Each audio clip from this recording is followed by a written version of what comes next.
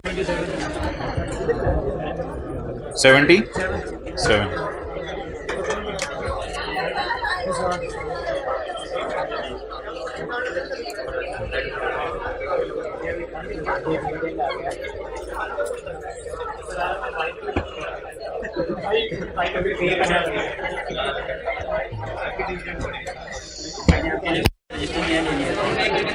नहीं, अब तो टॉपिक खत्म हो रहा है तो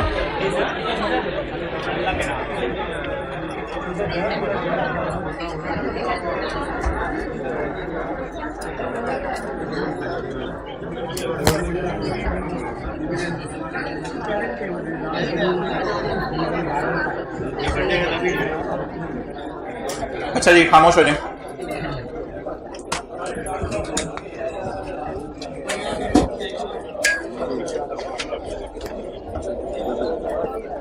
भाई बड़ी इंपॉर्टेंट डिस्कशन होने लगी है, खामोश हो जाएं और मोहतरम आप बैठ जाएं।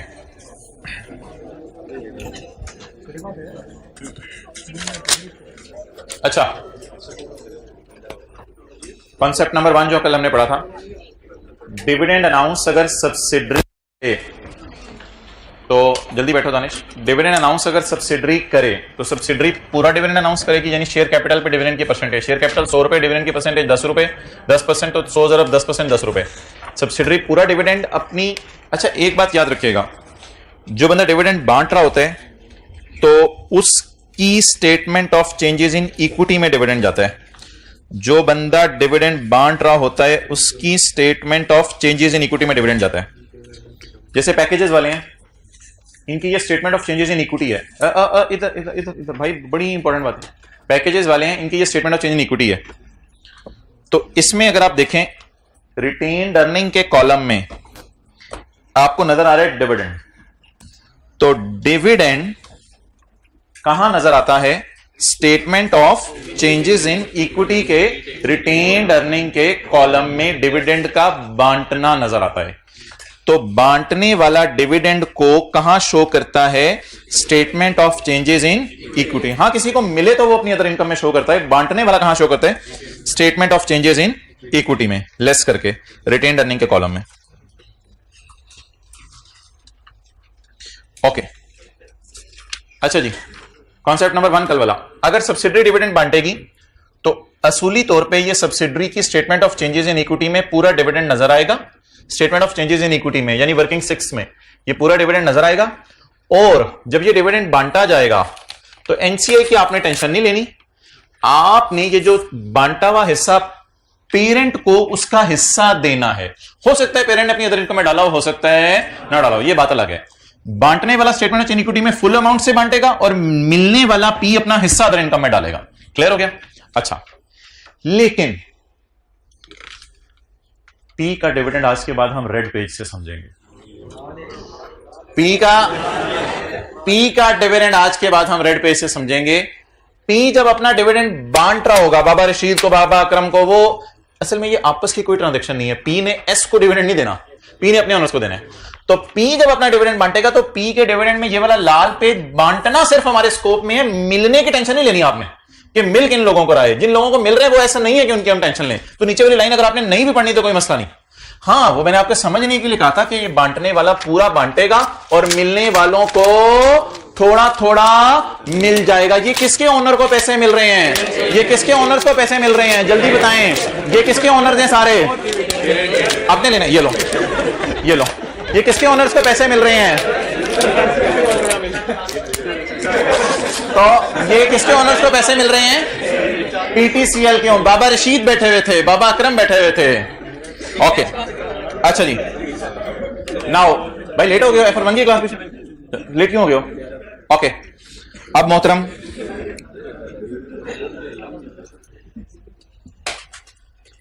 वर्किंग 6 और consolidated statement of comprehensive income के फेस के एतबार से मैं चंद बातें आपसे करने लगा हूं।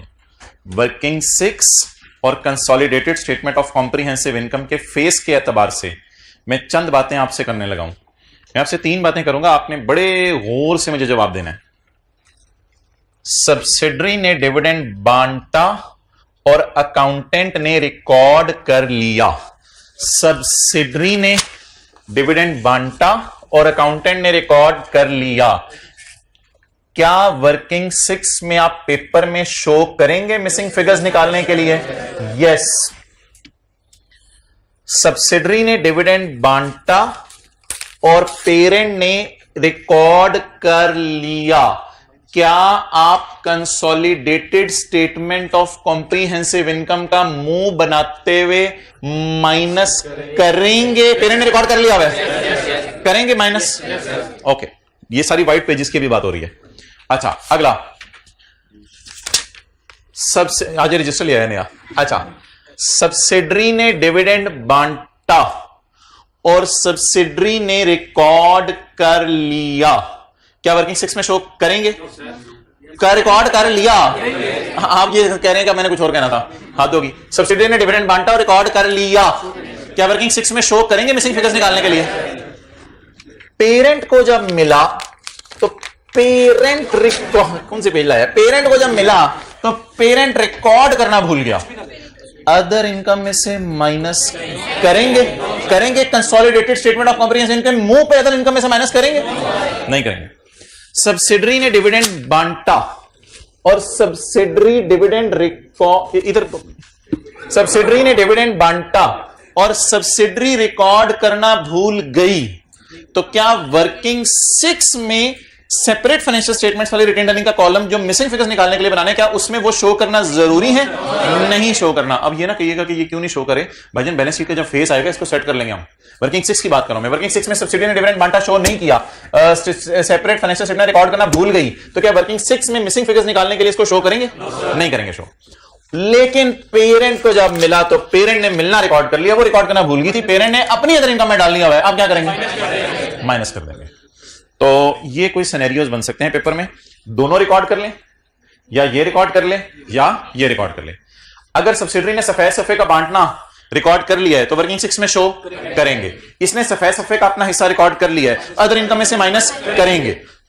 अगर सब्सिडरी ने बांटना शो कर लिया है तो वर्किंग 6 में शो, पेरेंट ने इसका मिलना रिकॉर्ड नहीं किया तो अदर इनकम में से माइनस करने की जरूरत नहीं है। अगर सब्सिडरी ने अपना बांटना शो नहीं किया तो फिर वर्किंग 6 में शो, और अगर पेरेंट ने उसका मिलना रिकॉर्ड कर लिया है तो अदर इनकम में से माइनस करेंगे। ये मेरी डिस्कशन होगी वर्किंग 6 के एतबार से और P&L के मुंह के एतबार से और P&L के फेस के एतबार से, ये मेरी डिस्कशन मुकम्मल होगी। बैलेंस शीट के सवालों में क्या करना है वो मैं आपको नहीं बता रहा क्योंकि क्वेश्चन 12 हमने किया हुआ है, तो क्वेश्चन 12 हमने बड़ी डिटेल से किया था, उसमें क्या करना है, तो ये हमारी डिस्कशन खत्म हो गई। अब यही बैलेंस शीट के सवालों में तो बड़ी डिटेल से डिस्कशन हुई है, क्वेश्चन 12 पूरा किया, मैं इसमें और क्या कराऊं। अच्छा, अब मोहतरम यही डिस्कशन लाल पेज के बारे में करते हैं, हमारे पास और हैं लाल पेज, शान नहीं आपको। अच्छा, अब यही डिस्कशन लाल पेज के बारे में करते हैं। लाल पेज के बारे में डिस्कशन हमारी पहली दफा होने लगी है, लाल पेज के बारे में डिस्कशन हमारी पहली दफा होने लगी है। लाल पेज के बारे में डिस्कशन करते हैं। पेरेंट ने अपने ओनर्स को, सब्सिडरीज का ओनर नहीं है, पेरेंट ने अपने ओनर्स को डिविडेंड बांटा और रिकॉर्ड कर लिया। वर्किंग 6 में जो पी वाला कॉलम बन रहा होता है, पी और एस 2 कॉलम बनते हैं ना, क्या उसमें शो करेंगे? यस, शो करेंगे। पेरेंट ने डिविडेंड बांटा, मेरे सवाल सुनने गौर से, पेरेंट ने डिविडेंड बांटा और रिकॉर्ड कर लिया। बैलेंस शीट के एंगल से सोचें, बैलेंस शीट के एंगल से ना, पेरेंट की हमने को खास रिवीजन नहीं की हुई, बैलेंस शीट के एंगल से सोचें। बैलेंस शीट के मुंह पर रिकॉर्ड दोबारा करने की जरूरत है या कर लिया है? कर लिया। रिकॉर्ड करने की जरूरत बैलेंस शीट के मुंह पर नहीं होगी। छोटी सी चीज डिविडेंड ऑफ एस के नीचे खोल के मैंने डिविडेंड ऑफ पी एक दिन पेजेस पे दिखाई थी आपको, लेकिन अभी इंशाल्लाह सवाल में भी रिवाइज हो जाएगी, रिलैक्स हो, परेशान होने की जरूरत नहीं। पेरेंट के डिविडेंड के रिवीजन में करा रहा हूं। पेरेंट का डिविडेंड ज्यादा आसान है क्योंकि इस तरह एस को कुछ नहीं जाना। पेरेंट ने डिविडेंड बांटा और रिकॉर्ड कर लिया, तो क्या वर्किंग 6 में मिसिंग फिगर्स निकालते हुए शो करें ना, मिसिंग फिगर्स निकालने के लिए। पेरेंट ने डिविडेंड बांटा और रिकॉर्ड कर लिया, तो बैलेंस शीट में क्या करें? कुछ भी ना करें, और कुछ भी ना करें, ठीक है, रिकॉर्ड कर लिया, अल्लाह का शुक्र है, पेबल शेबल रिकॉर्ड कर लिए होंगे। P&L के मुंह के एतबार से लाल सफे को कभी ना सोचिएगा, क्योंकि P&L के मुंह के एतबार से सोचने की जरूरत ही नहीं, क्योंकि पेरेंट बांटेगा तो सब्सिडरी को तो नहीं मिल रहा कि वो अपनी अदर इनकम से माइनस करे, तो अल्लाह का शुक्र है P&L के एतबार से P का लाल सफा बांटने वाला हम कभी भी नहीं सोचेंगे। तो दो बातें मैंने कराई थी पहले, वो रिवाइज करा दें। पेरेंट ने डिविडेंड बांट दिया और शो कर दिया, तो वर्किंग 6 में शो करेंगे। पेरेंट ने डिविडेंड बांटा और शो कर दिया, बैलेंस शीट के एतबार से कुछ नहीं करेंगे। आखिरी सवाल है वो आप खुद ही बता देंगे। पेरेंट ने डिविडेंड बांटा रिकॉर्ड करना भूल गया है, वर्किंग 6 में मिसिंग फिगर्स वगैरह निकालते हुए उसे शो करें या फिर मिसिंग फिगर्स वैसे ही निकाल लें? फिर सही कैसे करें इसको? बैलेंस शीट में जाकर रिकॉर्ड कर दें, बैलेंस शीट में जाकर रिकॉर्ड कर दें। रिकॉर्ड करने की वही entry, retained earning debit dividend payable credit, earning कम करके पेबल को बुक कर लेंगे, और पी एंड एल के मुंह के एतबार से सोचने की जरूरत नहीं है। ठीक है जी, ये सफे की बात मुकम्मल हुई। अब कभी कभी पेपर में ये मसला आ जाता है कि पता ही नहीं चलता डिविडेंड पे हुआ है या नहीं, तो उसका जवाब मैंने बता दिया था कि अगर पेपर में सिर्फ लफ्ज आए ना, डिक्लेयर्ड, अनाउंस, प्रपोज्ड, सिर्फ ये लिखा होता है मींस इट इज पेड, और पेड हमेशा रिकॉर्ड हो गया होता है, देने वाले ने भी रिकॉर्ड कर लिया होता है और जिसे मिला है उसने भी रिकॉर्ड कर लिया होता है। ये बात तो आपसे वर्किंग 6 वाली हो गई है और ये भी हो गई है। कॉन्सेप्ट 3 और 4 ही तो आज रिवाइज करवाया सारा, कि कब वर्किंग 6 में शो करना है, कब अदर इनकम में से माइनस करना है, ये सारी डिस्कशन हुई थी। अच्छा जी, अब आप मुझे ये बताएं कि कल वाला जो सवाल था मेरा, कल वाला सवाल दैट वाज ऑन, अच्छा होमवर्क के सवाल में ना एक तो आपको टफ टाइम दिया इस एडजस्टमेंट ने, पॉइंट 2 ने, इस पॉइंट 2 के ऊपर इंशाल्लाह आज हम 15 मिनट लगाएंगे। पॉइंट 2 ने आपको टफ टाइम दिया है। दूसरा, इस एडजस्टमेंट को आपको टफ टाइम नहीं देना चाहिए था, इस एडजस्टमेंट में मैं जूते मारूंगा अगर इसने आपको टफ टाइम दिया है, तो इसको मैं इंशाल्लाह एक्सप्लेन करूंगा। नहीं, प्लांट तो हमेशा फैक्ट्री में होगा भाई, प्लांट इक्विपमेंट के साथ कुछ भी ना लिखा हो तो ये हमेशा फैक्ट्री का होगा, तो इसलिए कॉस्ट ऑफ सेल में जाएगी। बाकी अल्लाह का शुक्र है सवाल आसान था, कोई मसला नहीं था।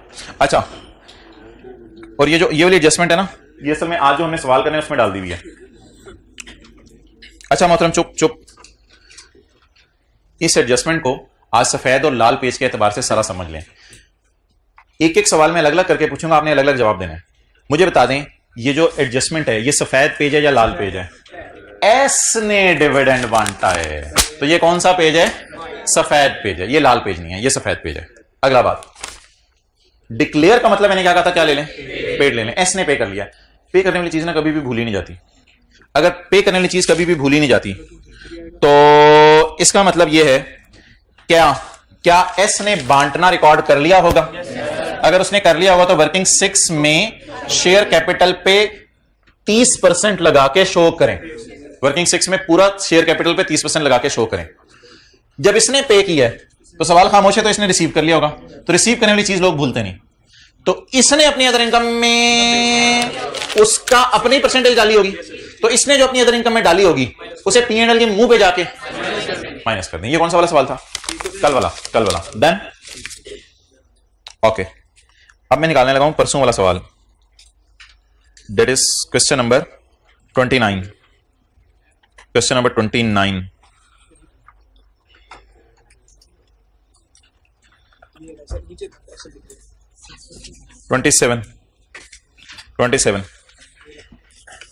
ये तरह पढ़े।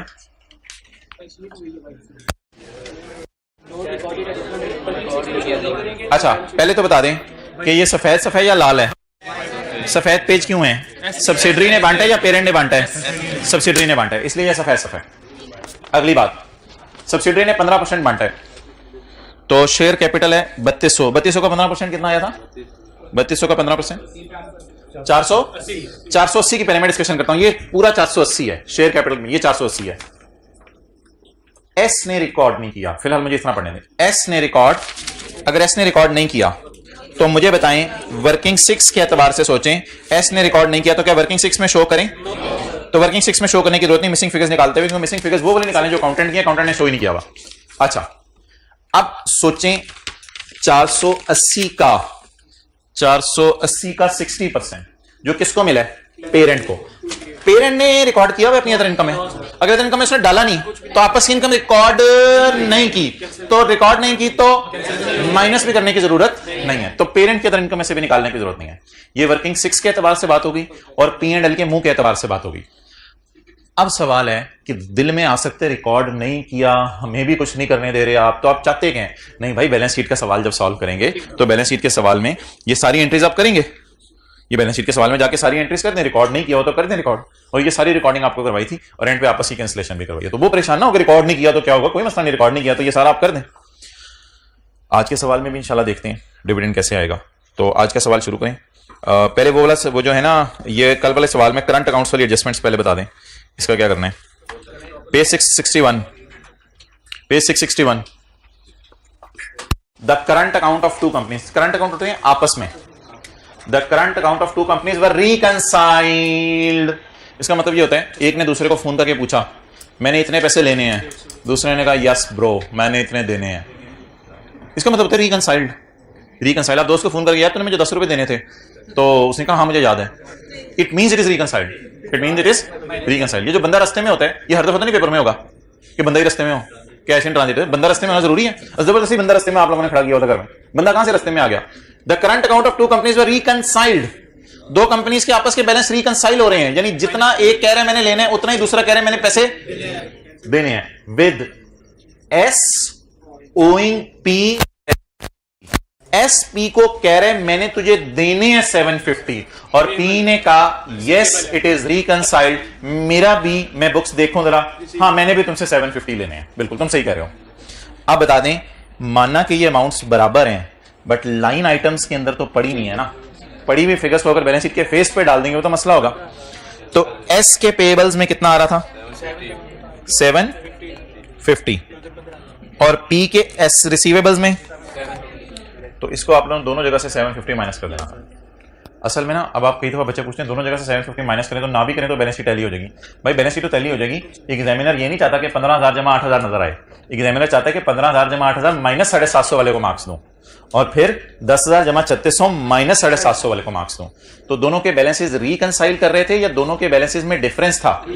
अगर कोई ऐसी लाइन होती ना कि पेरेंट कह रहा है मैंने सब्सिडरी से पैसे लेने हैं और सब्सिडरी कह रही है मैंने भेज दिए हैं, क्या तुम्हें अभी मिले नहीं, इस तरह की कोई बात होती है तो फिर क्या होता है? Cash in transit. लेकिन अगर दोनों के बैलेंस रिकंसाइल हो रहे हैं तो इसका मतलब है दोनों ने एक दूसरे को सेम अमाउंट लेनी देनी है, बट इट डजंट मीन के एडजस्टमेंट को इग्नोर करें, इट मींस के लेना देना कैंसिल करें आपस में।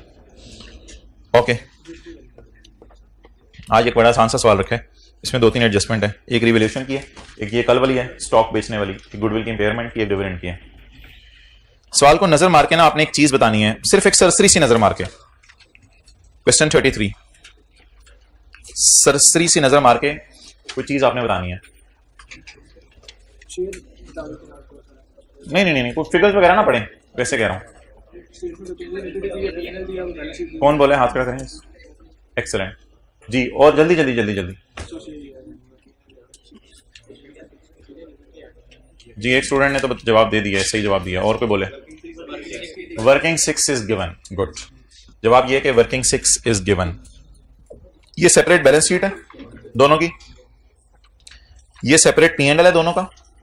पी एंड एल कैसे पता चलता है? सेल एक्सपेंसेस वगैरह देख के? नहीं, ऊपर लिखा होता है। अच्छा, ये सेपरेट पी एंड एल है। ये क्या है? Statement of changes in equity extracts. Extracts का मतलब है इनके शेयर कैपिटल के कॉलम नहीं है, सिर्फ कौन से कॉलम है? रिटेन्ड अर्निंग के कॉलम है। तो अच्छा, ये जो चस्का चढ़ा होता है ना, वर्किंग 6 करके शुरू करूं, अब ये प्लीज ये पूरा नहीं करना आपने, और वर्किंग 6 हुई हुई है, वर्किंग 6 हुई भी है, तो इसलिए ये परेशानी की वर्किंग 6 मैंने करनी है।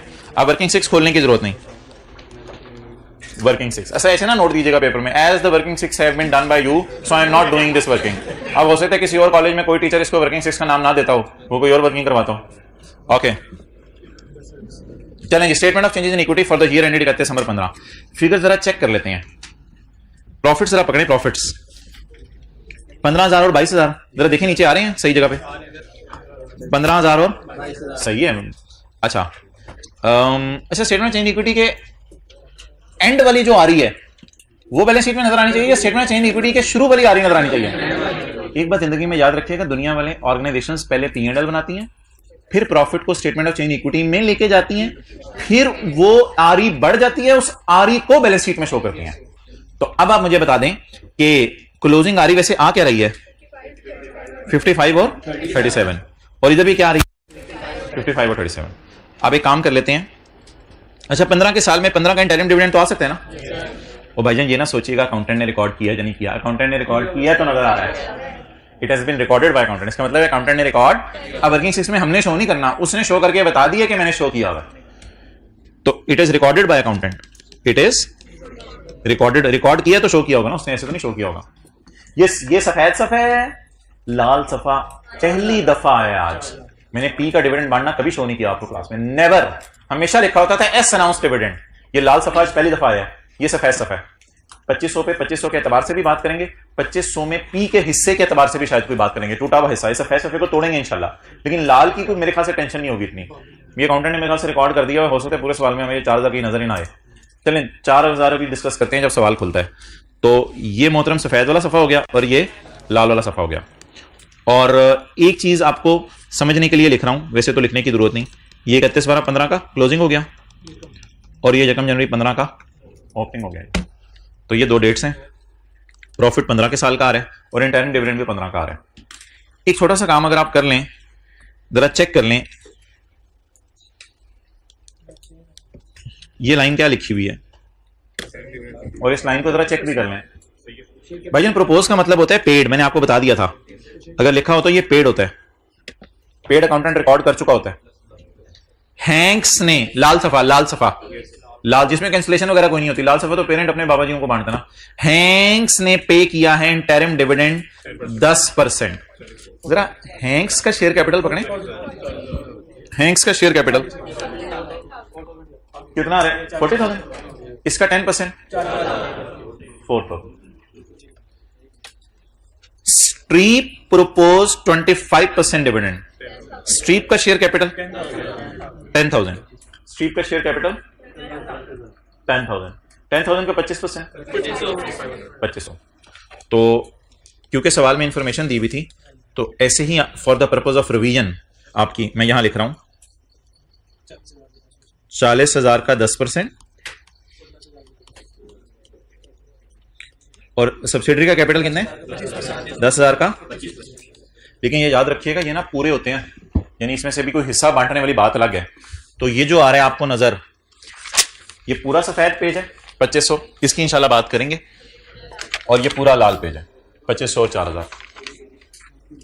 लाल सफेद को मुझे याद करिएगा, आज के बाद क्लास में फाड़ेंगे नहीं, क्योंकि लाल सफेद के जो ओनर है वो कोई आपस की ट्रांजैक्शन ही नहीं है जिसको कैंसिल करना पड़े, तो लाल सफेद को कभी फाड़ने की जरूरत नहीं है, बस लाल सफा इधर आ गया।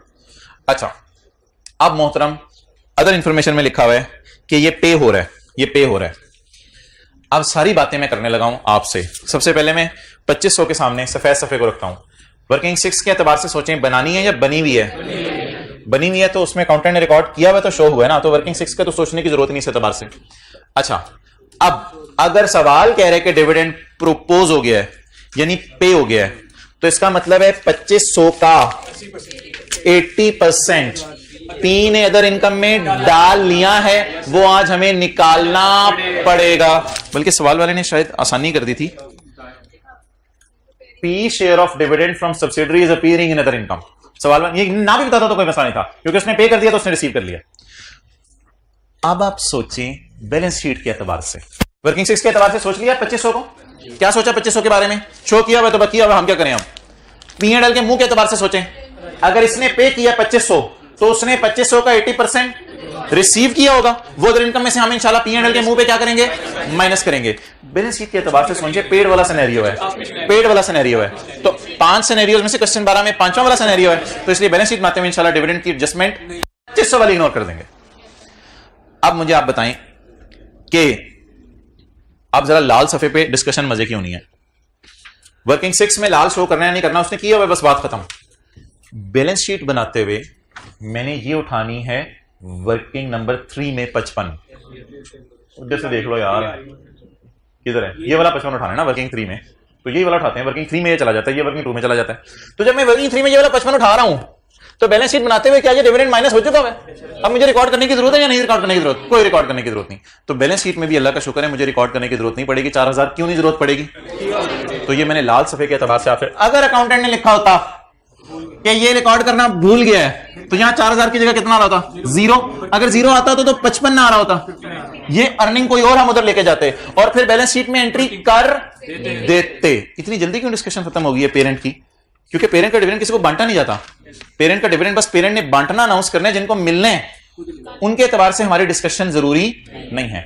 तो लाल सफे के बारे में रूल बता रहे, अगर बांटने वाले ने रिकॉर्ड कर लिया है तो वर्किंग 6 में शो करे और फिर दोबारा एंट्री करने की जरूरत नहीं, और अगर रिकॉर्ड करने वाले ने रिकॉर्ड नहीं किया तो वर्किंग 6 में शो ना करें। जब बैलेंस शीट का मुंह बनाएं तो CRE debit dividend payable credit to Baba Rashid, Baba Anjum और वो सारा वो डिविडेंड पेबल बुक कर लें, और वो पेबल्स कैंसिल नहीं होने।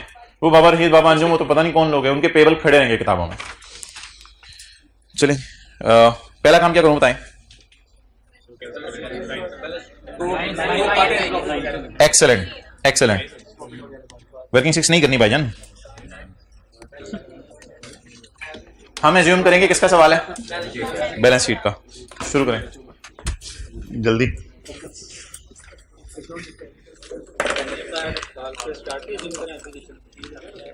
बताई हुई एक्विजिशन डेट सवाल में बताई हुई है जी भाईजान। पी क्या लिखो? Excellent, consolidated statement of comprehensive income, और इसके लिए जगह छोड़ देते हैं। B consolidated statement of as on, जी बताएं। पीपी 32 और 25, आगे बोले। इन्वेस्टमेंट्स जी भाईजान, ₹1000 की फरमाइश आई है। ओ, ये रुपीज इन मिलियन हो जाएगा, रुपीज इन मिलियन। बड़ी बड़ी बातें किया करें, rupees in million. Working one,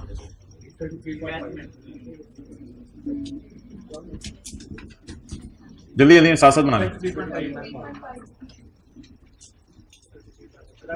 33.5,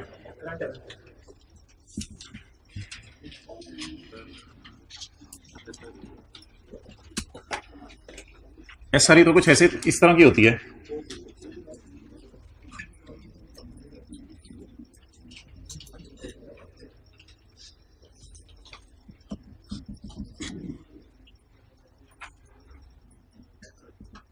अच्छा, एनसीआई की ना हमेशा 2 लाइनें काफी हैं। इधर वर्किंग वन से आने, इधर वो वैसे कैपिटल रिजर्व भी आ सकते हैं, 2 या 3 लाइनें काफी होंगी एनसीआई के लिए। चलें, करंट एसेट्स कितने हैं? 50 प्लस 28। शेयर कैपिटल, अगर कोई सऊदी किंग को शेयर इशू करने हैं ना और वो एंट्री नहीं हुई हुई ना यार, मुज़ाकरात क्लास के बाद, अगर सऊदी किंग को शेयर इशू करने हैं और वो एंट्री नहीं हुई हुई तो इनर कॉलम में लाके फिर शेयर कैपिटल लिखेंगे पेरेंट का, लेकिन फिलहाल आउटर कॉलम में 40 10। यार तो कमेंट्री थोड़ी जरा कम किया कर लिया कर कभी कभी। 6. आपका नाम क्या है भाई? क्या मिक्स हो रही है बातें, इधर देख ले।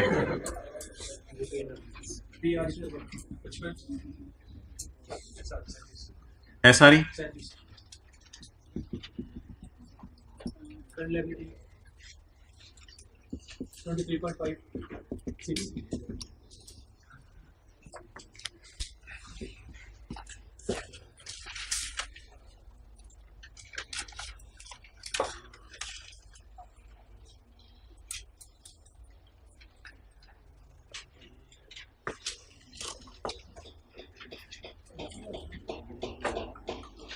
अच्छा जी, point 1, P owns 80% of subsidiary shares, अल्लाह आपके भाग लगाए पी।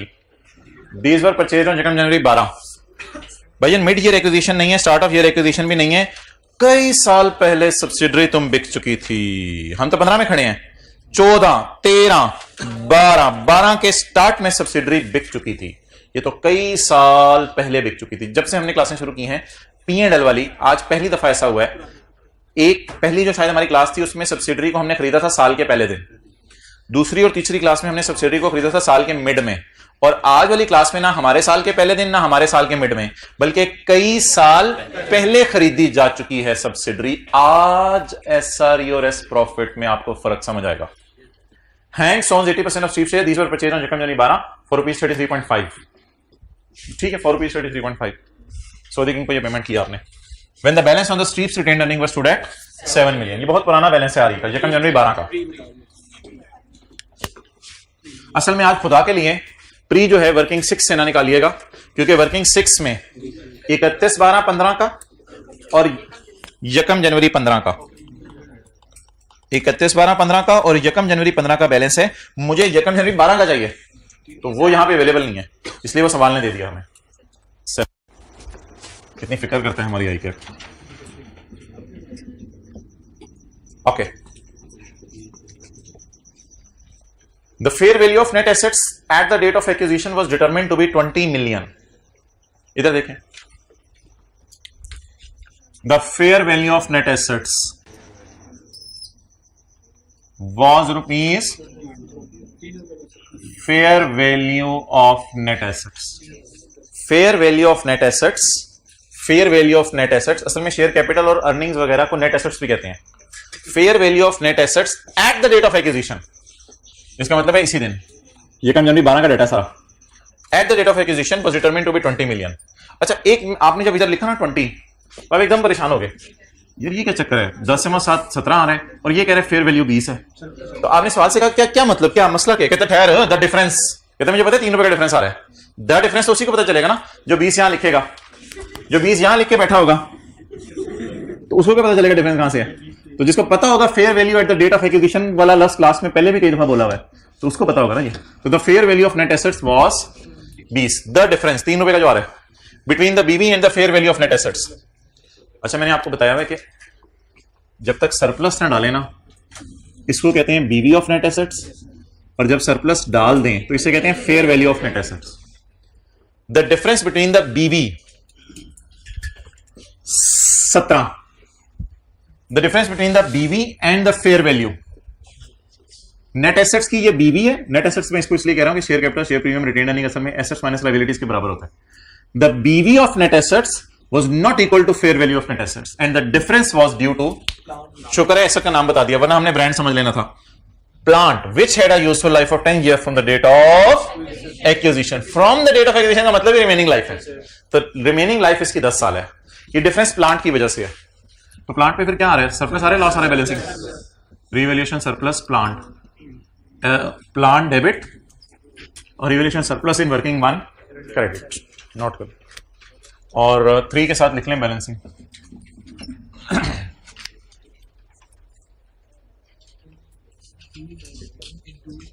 एट एक्विजिशन डेट का मतलब ये कि वर्किंग वन की ये चीजें हैं।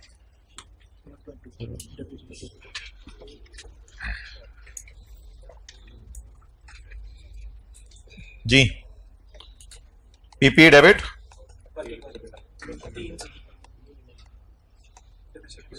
अच्छा अब कैमरा इधर लाओ। एसेट बढ़ने से डेप्रिसिएशन बढ़ेगी, depreciation entry, depreciation debit, depreciation की जगह एसआरई 10 तो हमें डेप्रिसिएशन दे देगा 1 साल की, लेकिन ये हमें चाहिए होती है डेट ऑफ एक्विजिशन से बैलेंस शीट डेट तक, कंसोलिडेशन डेट तक। जेकम जनवरी 12, पूरा 12, पूरा 13, पूरा 14, पूरा 15, और मुझको तो भी दे दिया लगे हाथों एक भाई ने। कितना मल्टीप्लाइड बाय 4। अच्छे बच्चे आप जी 1.2 SRE debit, depreciation on surplus. अच्छा याद रखें डेप्रिसिएशन सरप्लस पे इधर आती है और डेप्रिसिएशन लॉस वाली इधर आती है, लेकिन ये निकालनी इधर है पेपर में। 3/10 इंटू 4 1.2। ये किस किस साल की डेप्रिसिएशन होगी? 12 की, 13 की, 14 की, 15 की।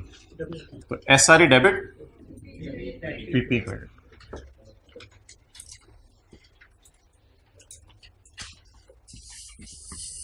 ये एंट्री है।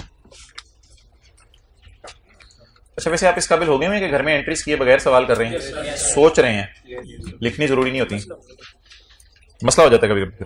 लेकिन देखिए मसला पता कब आएगा? मसला नहीं, मसला आएगा कुछ नई एडजस्टमेंट्स हो। अगर P2S S2P फिक्स्ड एसेट है, P2S S2P स्टॉक है, इंपेयरमेंट लॉस है, तो ये तो मोटी मोटी सी इतनी एडजस्टमेंट्स है कि रिवाइज इतनी होगी हुई कि शायद अब इनमें सरप्लस है, लॉस है, मसला नहीं आना चाहिए। तो कोई इक्का दुक्का एडजस्टमेंट जो आपको टफ टाइम दे रही हो पेपर में उसकी एंट्री करके देख लें, बाकियों की एंट्रीज करने की जरूरत नहीं है। अब जैसे 750 नजर आया था हमें अभी करंट अकाउंट्स में, तो जबानी सोचना था क्रेडिटर डेबिट, डेटर क्रेडिट।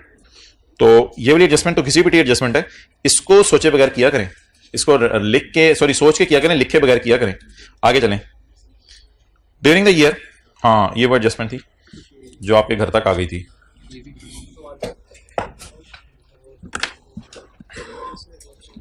अच्छा ये एक सवाल हमने क्लास में किया था, इतना पुराना सवाल था कि सब्सिडरी ने 10 रुपए के बिस्किट खरीदे थे। अच्छा हाँ, एक पहले डिस्कशन आपसे करनी है। हैंड रिटन पेज 1,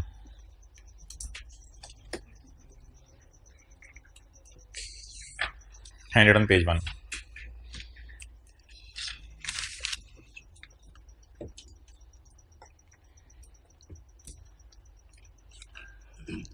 ये जरा ट्राई करें क्वेश्चन।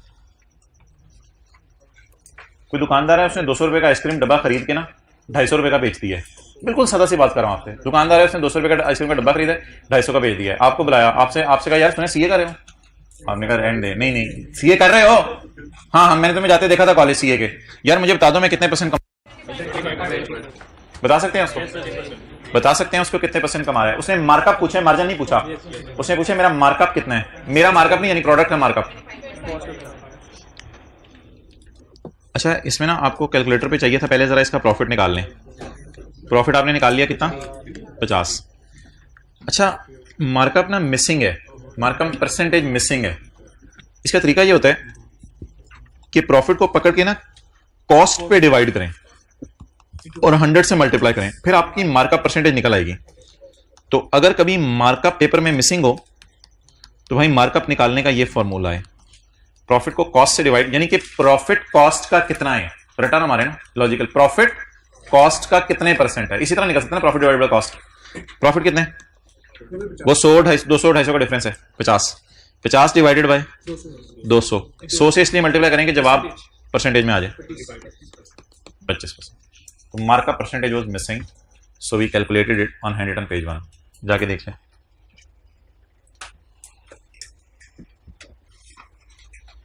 डालना पानी, थोड़ा सा अपनी बोतल से डाल दो, थोड़ा सा कॉलेज वाले पानी मिक्स कर दो। अच्छा तो चलो फिर ठीक है, अगला ट्राई करें।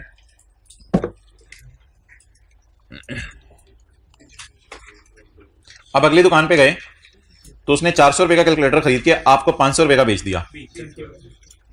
उसने आपसे कुछ और सवाल पूछा है अजीब सा, मुझे बताओ मार्जिन परसेंटेज में कितना है। तो पहले तो प्रॉफिट बताएं इसका कितना है, रुपीज में 100 रुपए।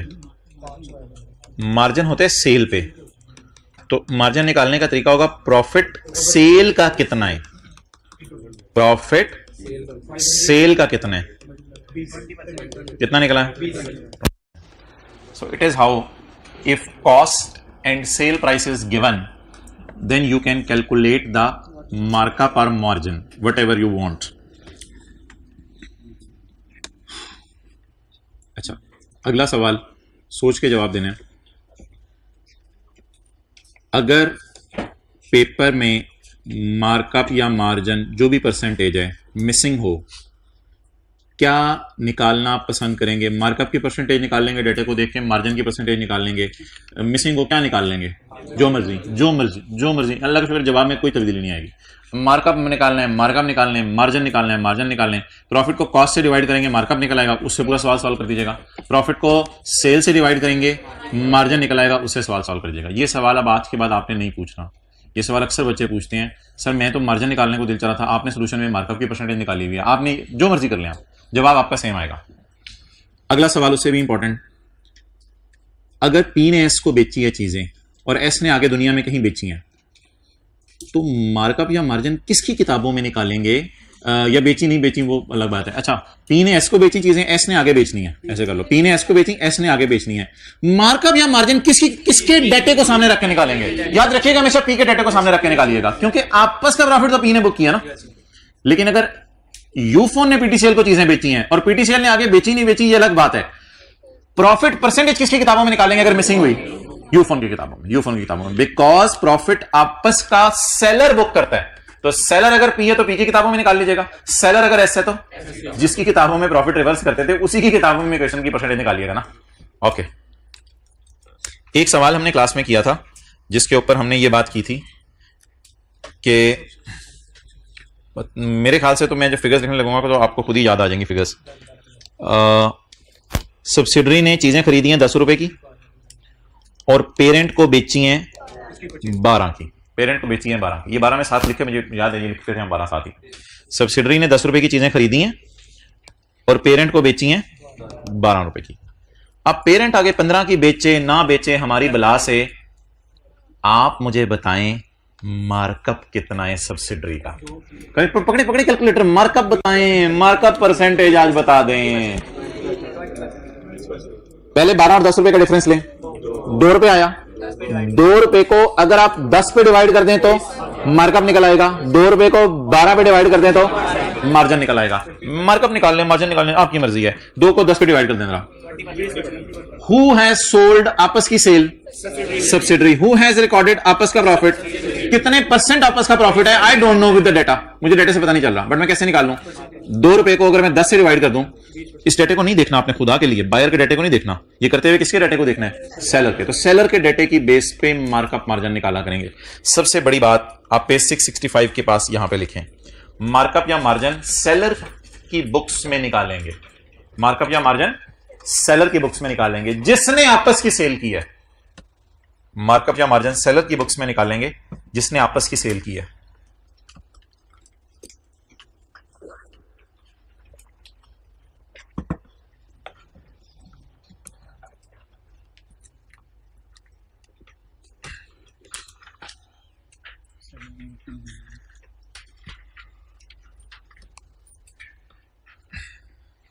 मार्कअप या मार्जिन सेलर की बुक्स में निकालेंगे जिसने आपस की सेल की है।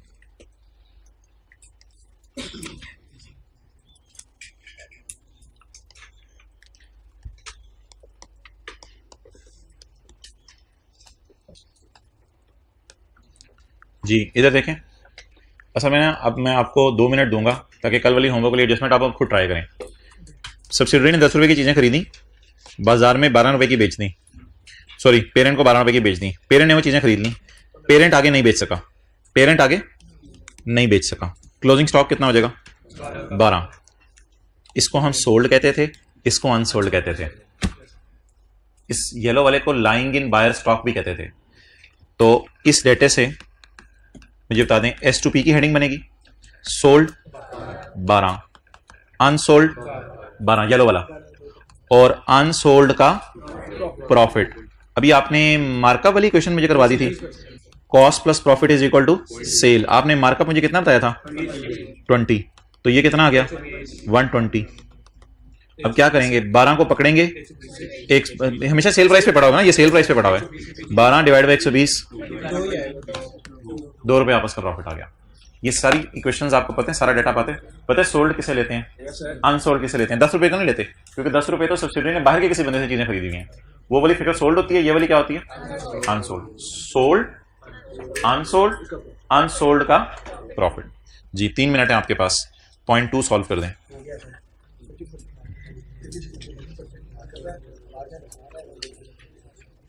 सारे बच्चों को तसल्ली से करने दें।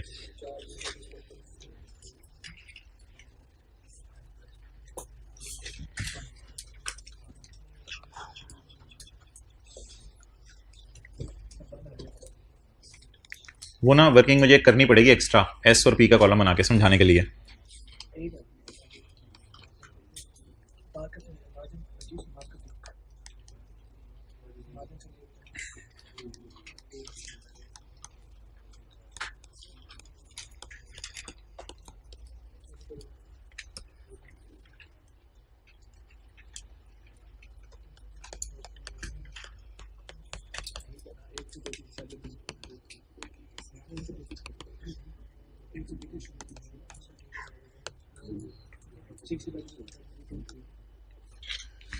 पेपर में तो येलो लाइन से इधर वाला काम करना है, लेकिन येलो लाइन से उधर वाला काम तो आपके समझने के लिए मैं करवा रहा हूं।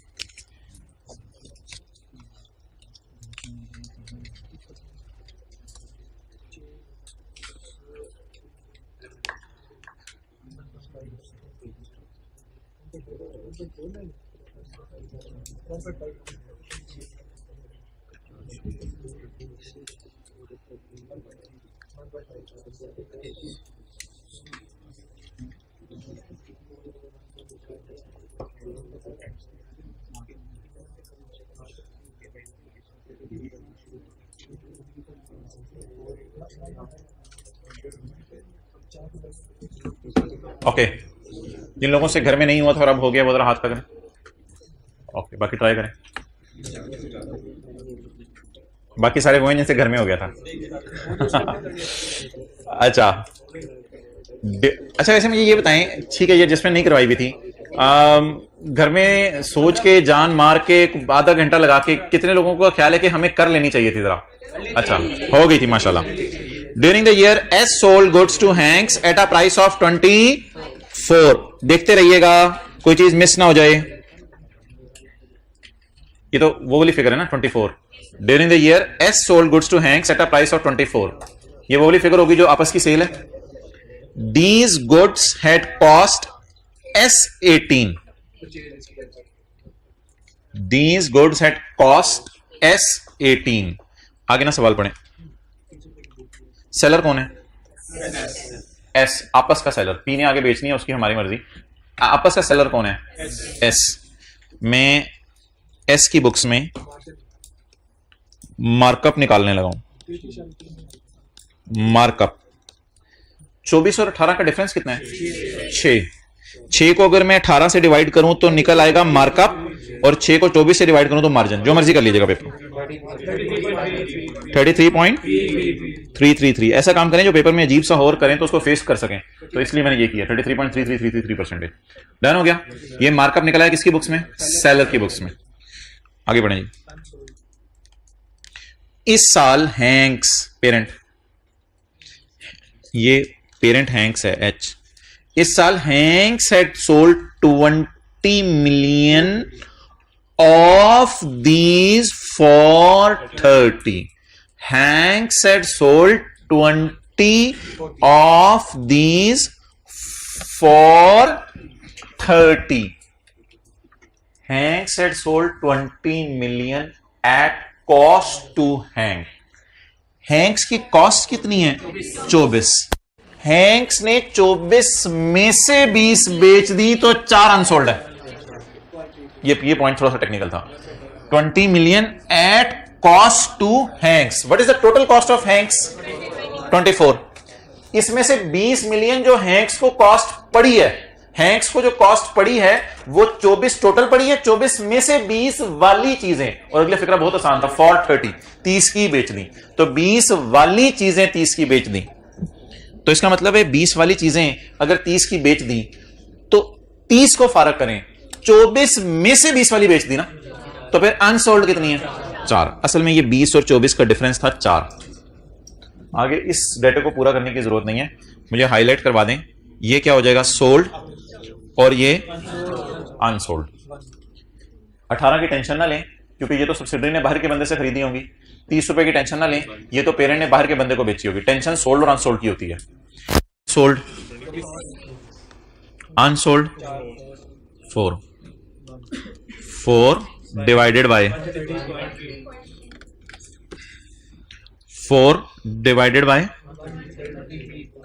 133.3333 मल्टीप्लाइड बाय 33.3333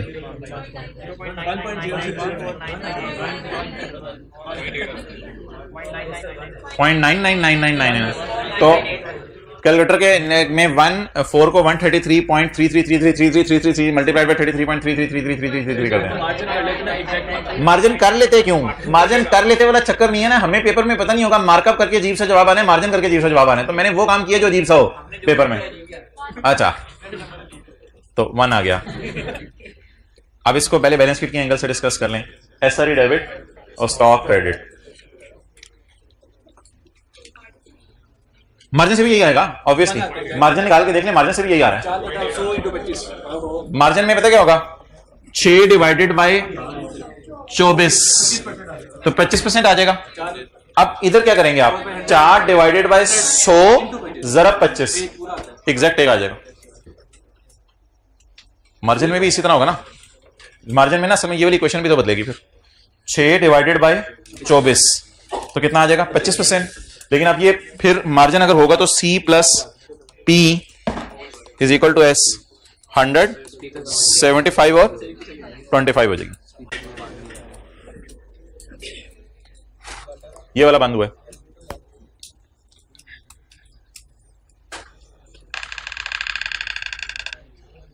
पॉपकॉर्न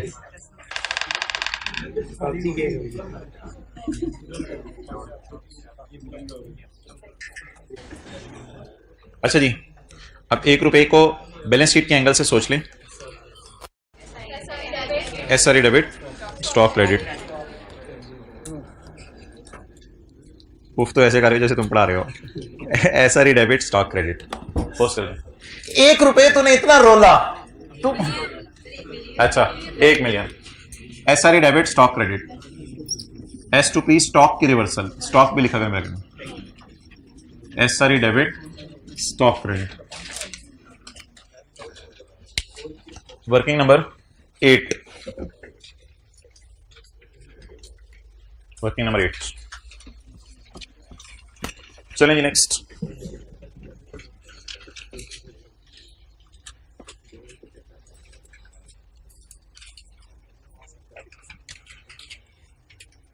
यार ये जरा ट्राई करें, ये आज के लिए आपके लिए जरा नई चीज है, ये ट्राई करें। पॉइंट 3,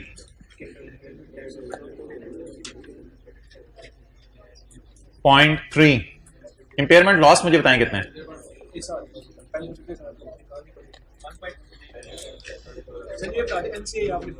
एनसीए प्रोपोर्शनेट पे है, लेकिन उससे इंपेयरमेंट लॉस की फिगर पे फर्क कोई नहीं पड़ेगा। मैं लॉस की फिगर पूछ रहा हूं सिर्फ।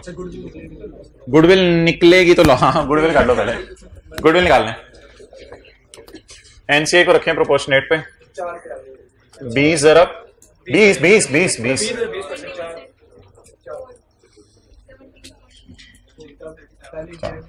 गुडविल ये किस दिन की गुडविल है? यकम जनवरी 12 की, यकम जनवरी 12 की होना। इधर से एक फॉल सीलिंग उतार के मारनी। यकम जनवरी 12 की गुडविल है कितनी? 17.5 गुडविल 17.5। अच्छा, गुडविल की डबल एंट्री करते हैं पहले। सारे अच्छे बच्चे उस क्लास में बैठे हुए, इधर वाले अच्छे बच्चों के साथ मिलकर जल्दी से एंट्री करते हैं गुडविल की।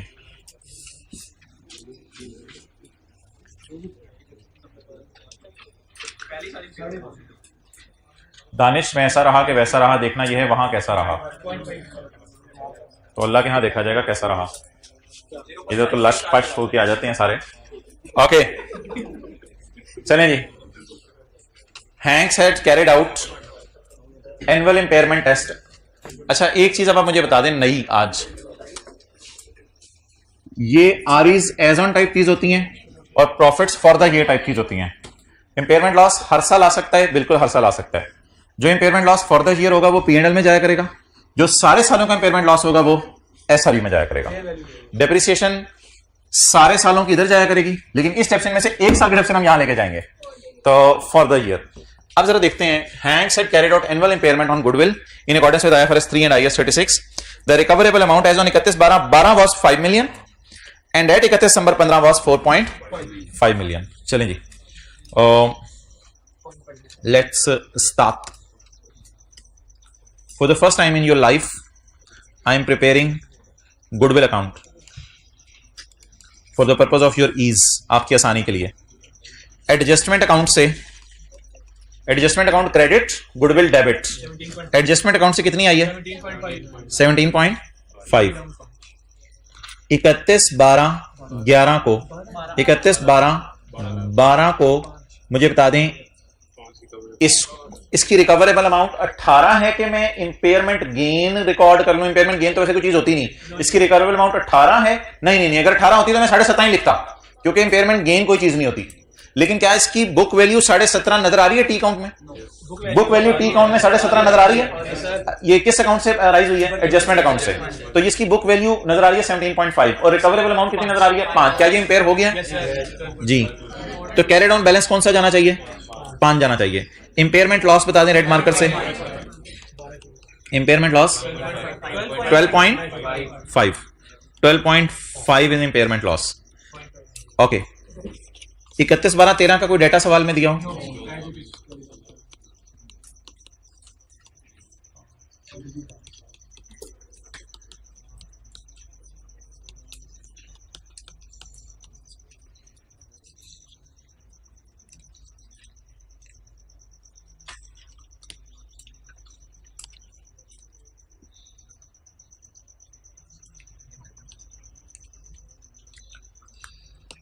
जी, 31/12/13 कैरी डाउन 5।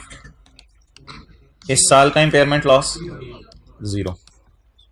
यकम जनवरी 14 ब्रॉडडाउन में सासा बना लें 5। पहले चलें पहले देख लें। 31/12/14 कैरी डाउन 5, क्योंकि दोबारा इंपेयरमेंट हुई नहीं। इंपेयरमेंट लॉस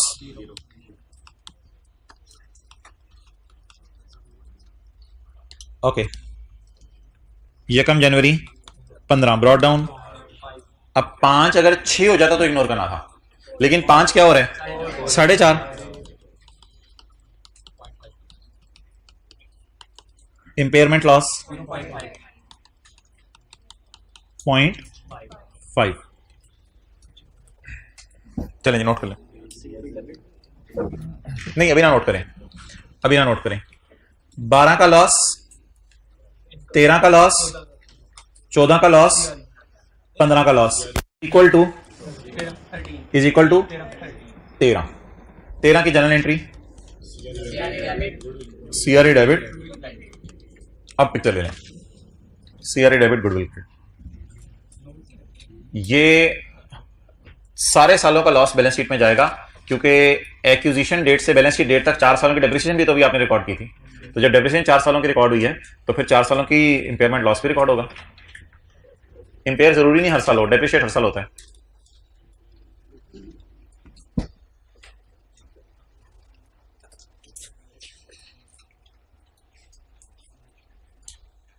ओके, इसको अब आप पोस्ट कर दें,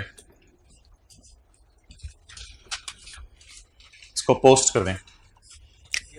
सीआरए डेबिट और goodwill credit. Impairment loss goodwill कितना 13। और वो देखें गुडविल आ गई 4.5 रुपए पे, 4.5 ही आनी थी ना।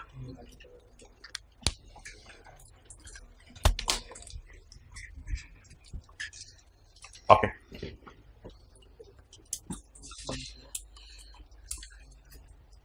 एक बात याद रखिएगा, ये जो कंसोलिडेशन होती है ना, ये from the date of acquisition till balance sheet date होती है, इसलिए सारे सालों की एडजस्टमेंट जाती हैं। अब्दुल्ला मैंने मैसेज किया हुआ, पढ़ लेना। सारे सालों की एडजस्टमेंट जाती हैं, पहले दूसरे तीसरे। इसको कहते हैं as on impairment loss, as on impairment loss. और ये भी कितने सालों की डेप्रिसिएशन है 4 सालों की, हर साल की बराबर 0.3 0.3 0.3 0.3 तो 1.2 बन गया। इधर आए 12.5 0 0 0.5 तो 4 सालों की इंपेयरमेंट चली गई और उधर 4 सालों की डेप्रिसिएशन चली गई। तो हर एडजस्टमेंट फॉर द ईयर नहीं होती, आते हुए हर एडजस्टमेंट एज ऑन होती है। लेकिन अब ये P&L के सवाल की तरफ जब हम मूव करेंगे तो चीजें ज्यादा अच्छी समझ आएंगी। अब इधर अब आपने अटेंटिव रहना है, वो सारी रिवीजन मैं करवाने लगा हूं आपको।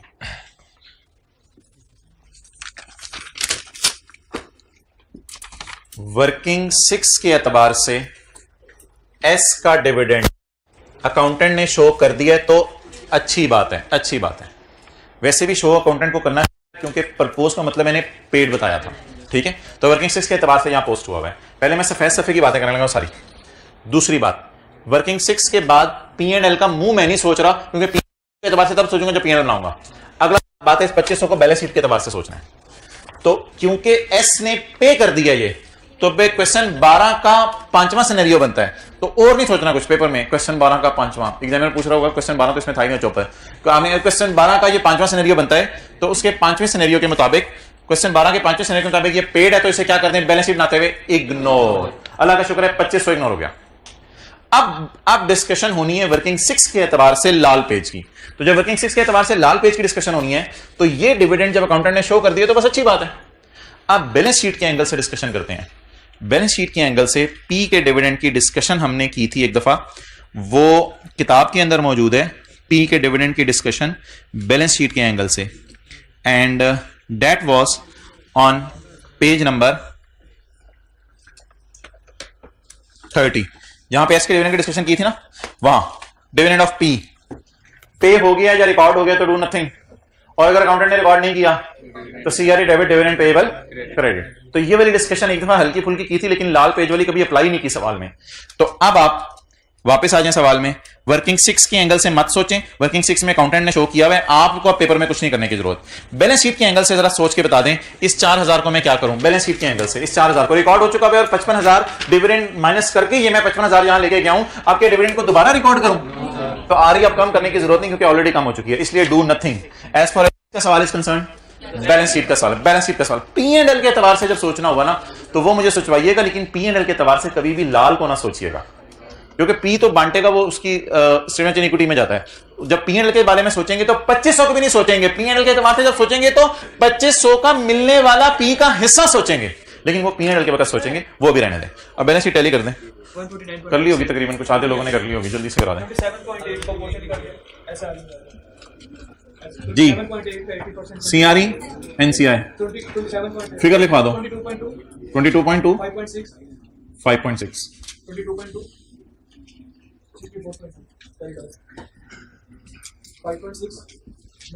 मेरा इनका आंसर नहीं ले रहा,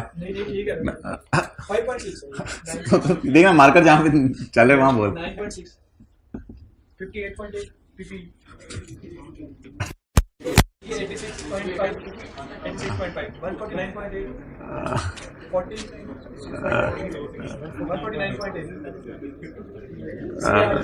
64.2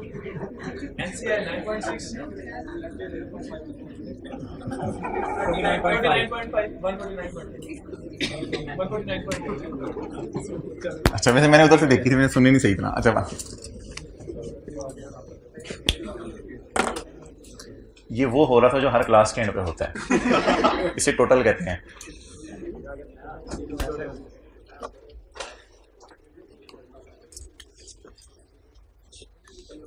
चलिए आज एक काम करते हैं, consolidated statement of comprehensive income आप खुद बनाएं, ठीक है? 3-4 मिनट ले लें, consolidated statement of comprehensive income खुद बनाएं। यही वाला क्वेश्चन जी मैं दिखाता हूं, consolidated statement of comprehensive income खुद बनाएं।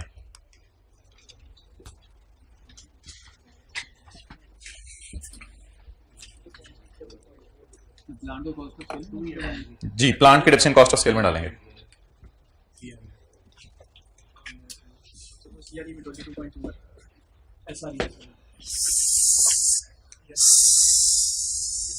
$22.2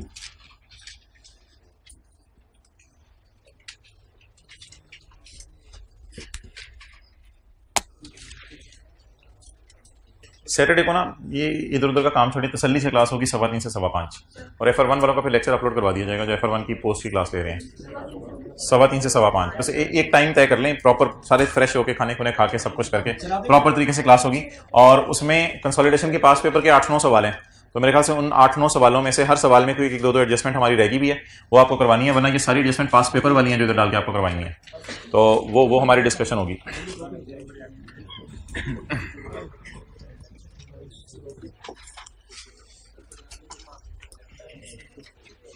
भाईजान consolidated statement of comprehensive income बना दें 4 से 5 मिनट में। बनाते रहें, हाथ खड़ा करते रहें। एट्रीब्यूटेबल टू वाली फिगर में चेक करूंगा।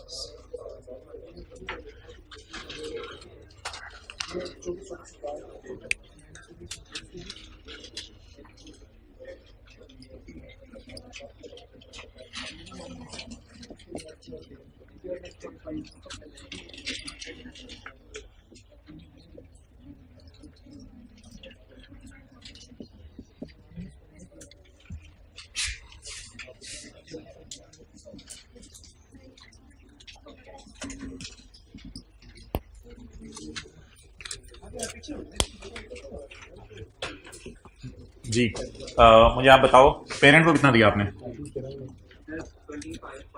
25.34 इन्होंने पेरेंट को दिया है।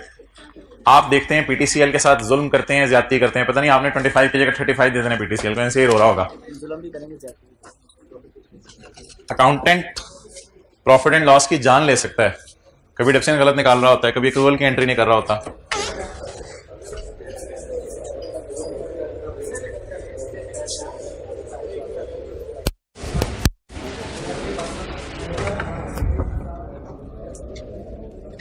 भाई एस प्रॉफिट साथ साथ खोलना, जो एडजस्टमेंट पहले से पढ़ना शुरू में पोस्ट करो।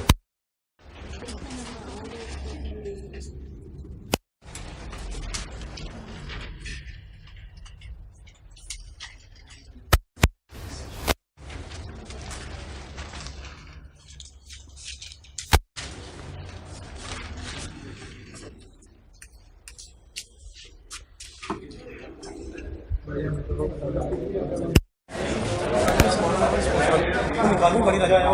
है, जल्दी उसे 3 बजे तक वापस आना है।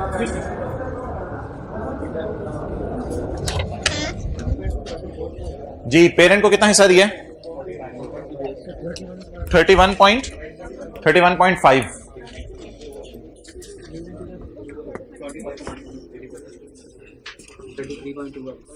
चलिए, अब आपने अपनी अपनी गलतियां देखनी है।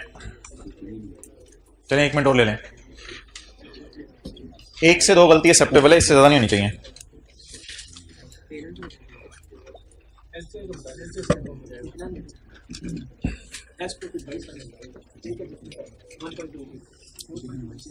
निकला है?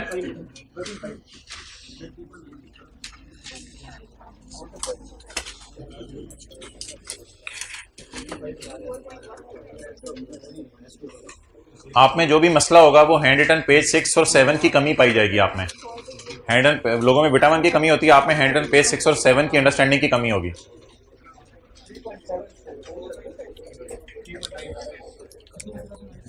कुछ गलतियां ऐसी होंगी जिस पे जूते पड़ेंगे।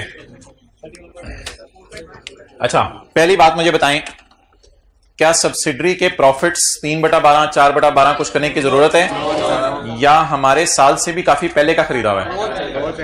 इसलिए सब्सिडरी के सारे प्रॉफिट्स उठाएंगे, कोई छुरियां चलाने की जरूरत नहीं है।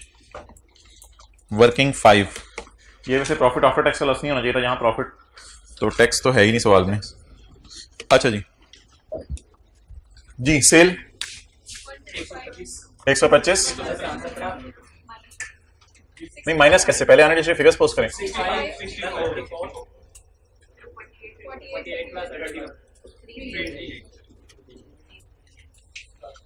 ये साथ ही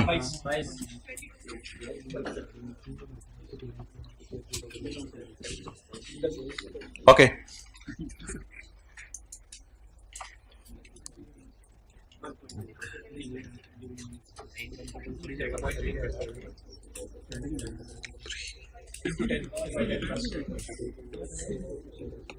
अच्छा जी, पीपी बैलेंस शीट का आइटम है, ये वर्किंग 1 का आइटम है। खर्चा बढ़ाना है। खर्चा क्या करना है? बढ़ाना है। अब खर्चा जो बढ़ाना है वो 4 साल की डेप्रिसिएशन है। इधर देखें, 2012, 13, 14, 15, 12, 13, 14, 15, ये 4 साल की डेप्रिसिएशन है। मुझे सिर्फ 1 साल की डेप्रिसिएशन चाहिए 15 की, वो 3/10 करके निकलेगी। तो बैलेंस शीट में एज ऑन टाइप चीजें, P&L में फॉरदर। अब ये फिगर कहीं निकली नहीं हुई, लेकिन इससे मिलती जुलती कैलकुलेशन मैंने की हुई है 3/10। तो पेपर में इसी पे नजर मार लूंगा, बस 4 से मल्टीप्लाई नहीं करना। और एग्जामिनर को फुट नोट के तौर पे मैं जरा शो कर दूंगा 3/10 = 3, या अगर ज्यादा मसला हुआ तो मैं डेप्रिसिएशन लिख दूंगा यहां पे 3/10 = 0.3। ये 0.3 अगर एग्जामिनर ने ढूंढा तो मैं से कहूंगा यहां पे पड़ा हुआ है।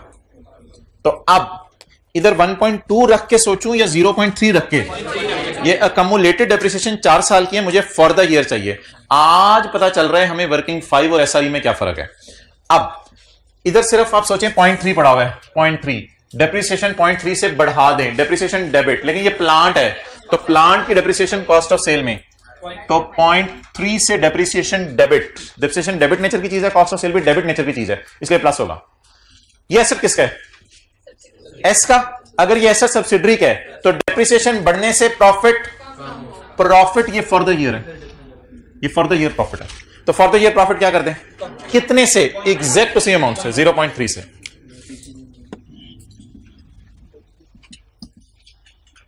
साथ वाले की ना अब आपने बेइज्जती करनी है, उसको ये कह के पुत्र तू जो लगा होता था ना एसआरई वाली चीजें मैं इस प्रॉफिट में लिख लूंगा, हुण देख ले 1.2 इधर नहीं आ सकता। 1.2 की जगह क्या आएगा? यानी कि 3/10।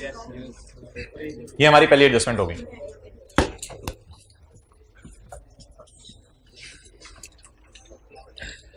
ये तो फिक्स्ड एसेट वाली है ना, वो सॉरी स्टॉक वाली है। तो ये तो इसी साल की सेल है, सेल और कॉस्ट ऑफ सेल में से माइनस कर दें और कॉस्ट ऑफ सेल डेबिट कर दें और हिट वर्किंग 5। ये काम कर दें। शेयर कॉस्ट ऑफ सेल में से 24 माइनस कर दें। ये कोई 4 सालों की सेल नहीं है, ये फॉर द ईयर सेल है, इसे ना 4 सालों का कह दीजिएगा, ड्यूरिंग द ईयर, ये इसी साल की सेल है।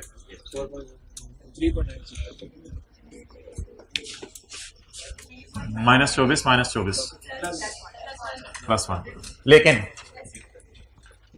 खर्चे बढ़ाने से एस का प्रॉफिट कम होगा, क्योंकि एस सब्सिडरी, इसका प्रॉफिट कम होगा, वही वाला 1 रुपया। S2, ये S2P कहां था, ये डेप्रिसिएशन थी रिवैल्यूएशन सरप्लस की, S2P 1, मैं भी यही सोच रहा था, इस वजह से आगे समझ नहीं आ रही थी। अच्छा जी, सब अगली चीज, पहले एडजस्टमेंट्स पूरी कर लें। इंपेयरमेंट लॉस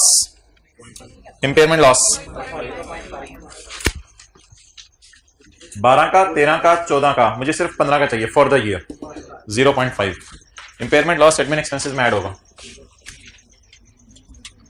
0.5, लेकिन वर्किंग 5 को इसलिए हिट नहीं करेगा कि एनसीआई प्रोपोर्शनेट पे है, और देख लें एसआरई में गया भी नहीं हुआ, सीआरई में गया हुआ, तो इसलिए वर्किंग 5 को हिट नहीं करेगा, तो डू नॉट हिट वर्किंग 5। चलें जी, अब डिविडेंड को सोचना है, डिविडेंड को सोचना है। ओके, मोहतरम, कंसोलिडेटेड P&L के एतबार से सोचें, इसने बांटा है 2500, इसने कितना बांटा है 2500, और मैंने प्रोपोज का मतलब है पेड, तो फिर किसने रिसीव किया होगा? अगर इसने पे किया तो पेरेंट ने 2500 रिसीव किया होगा, या 2500 का 80%? अगर इसने पे कर दिया तो उसने रिसीव करके अगर इनकम में डाल दिया होगा। पेपर में ऐसे सोचने, ये लाइन तो उसने हेल्प करने के लिए दिया, ये नहीं देता है क्या? हैंक्स यानी P's share of dividend of S is appearing in other income of P, ये पी की अदर इनकम में पड़ा हुआ है। अब ये जो पड़ा हुआ है इसको निकालना है, मुझे कैसे इल्हाम हुआ? पड़ा हुआ है, पेड लिखा हुआ है, प्रपोज का मतलब पेड है, उसने पे किया तो हमने रिसीव कर लिया, रिसीव कर लिया तो हमारी कहां पड़ा हुआ है? इस इधर 2500 पड़ा हुआ है, और इधर 2500 का 80%, कितना है 2500 का 80%? 2000 इस 3 में पड़ा हुआ है, तो इसको पेरेंट की अदर इनकम से बाहर करते हैं। यही एडजस्टमेंट कल क्लास में भी की थी, यही कल के होमवर्क में भी थी।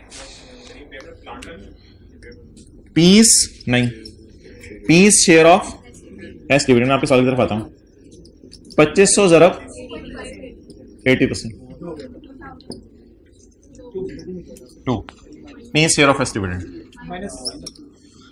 ये -2 कितने लोगों ने होमवर्क में मिस किया था? हाथ खड़ा करके बताएं प्लीज प्लीज प्लीज, क्योंकि पहली दफा होमवर्क में ये लाइन मिली थी। ये -2 अभी कितने लोगों ने मिस किया? अभी कितने लोगों ने मिस किया? तो यही सारी डिस्कशन है डिविडेंड की। डिविडेंड इतना इंपॉर्टेंट है कि कल मैंने 2 सवाल कराने हैं, दोनों में फिर दोबारा डिविडेंड डालूंगा। बातें मुकम्मल हो चुकी हैं, कॉन्सेप्ट सारे मुकम्मल हो चुके हैं, लेकिन इतनी रिवीजन, इसकी रिवीजन चाहिए। अगर अगले ने पे कर दिया तो इसने क्या कर लिया होगा? रिसीव, तो रिसीव कर लिया तो अदर इनकम में से निकाल दें। अच्छा, वैसे अदर इनकम में से निकालने की एक बहुत बड़ी लॉजिक है, वो लॉजिक कल मैंने आपसे शेयर की थी जाते जाते, लेकिन टाइम नहीं था। अब जरा तफसील से वो लॉजिक बता देता हूं। असल में डिविडेंड अगर अदर इनकम में पड़ा हो, निकालना इसलिए जरूरी होता है कि डिविडेंड उसने अपने प्रॉफिट्स में से ही बांटा होता है, और उसके प्रॉफिट्स असल में सेल कॉस्ट ऑफ सेल होते हैं। तो वो सेल कॉस्ट ऑफ सेल और एडमिन एक्सपेंसेस वगैरह ये सारे प्रॉफिट्स जब उसके मुंह पे लाके डाल रहे हो आप, तो फिर दोबारा अदर इनकम के नाम से डिविडेंड दोबारा डालोगे तो डबल अकाउंटिंग हो जाएगी, क्योंकि प्रॉफिट में से उसने डिविडेंड बांटा होगा।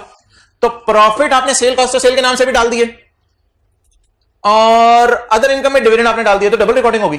उसने प्रॉफिट में से ही तो डिविडेंड आपको थोड़ा सा करके दिया था, तो उस डिविडेंड को बाहर निकाल दें, और बैकएंड पे सोचें इसकी सेल कॉस्ट ऑफ सेल वगैरह चीजें मैं सारी पुट कर रहा हूं फेस के ऊपर। ओवर। अच्छा, अब गलतियां क्या क्या की थी जरा एक एक करके बताने लग जाए। 0.3 और 1 की जगह कितने लोगों ने 1.2 इधर लिखा था? ठीक है, ये फॉर द ईयर है, इधर से कौन सी चीज आनी थी? As on. ये फॉर द ईयर है, इधर एज ऑन आनी थी। और क्या गलती की थी? 2 कौन सा माइनस नहीं किया था? ये वाला 2 माइनस नहीं किया था। ठीक है, और हालांकि सवाल की आखिरी लाइन चीख चीख के पुकारी थी कि पेरेंट का शेयर ऑफ डिविडेंड जो एस से आया है वो उसके अदर इनकम में आ रहा है, तो अदर इनकम में से क्या करना पड़ना था? माइनस। चलिए ठीक है, टोटल्स करा दें। ये निकालने पहले सीआरई एनसीआई 20.4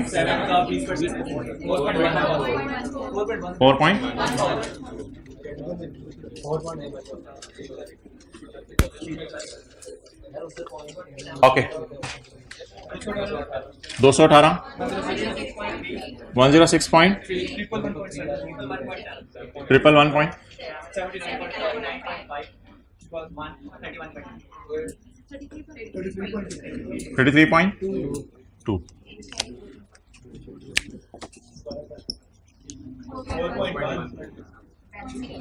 4.1 1 या 1 4 4.1 नहीं बनेगा ना क्योंकि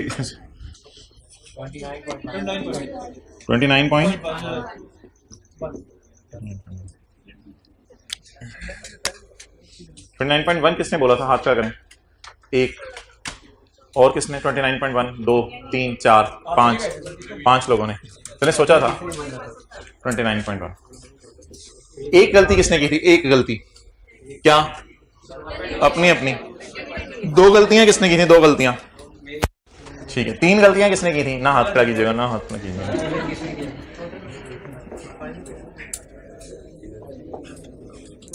लिखें जी। अब SRE में एज ऑन टाइप फिगर्स आया करेंगी और वर्किंग 2 में एज ऑन टाइप फिगर्स और वर्किंग 5 में फॉर द ईयर।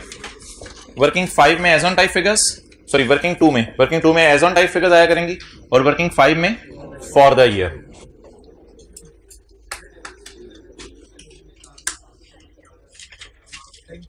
तो मार्क्स कटेंगे क्लासिफिकेशन के, अमाउंट के मार्क्स मिल जाएंगे। लगता है पेपर चेक करते हो, पूछ रहे हो, सही है।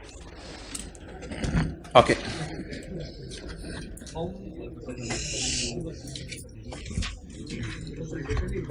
अच्छा,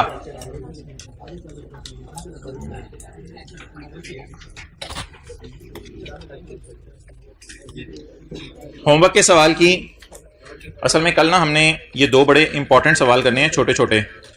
ये क्वेश्चन नंबर 35 और क्वेश्चन नंबर 36 था। तो ये दो सवाल हमने छोटे छोटे करने हैं, इसलिए मैं आपको अभी 5 मिनट दे रहा हूं। ये एडजस्टमेंट मैंने कल डिस्कस करनी है, इसको मैं आज डिस्कस कर लेता हूं। तो ये जरा एडजस्टमेंट की फिगर्स आप मुझे निकाल दें।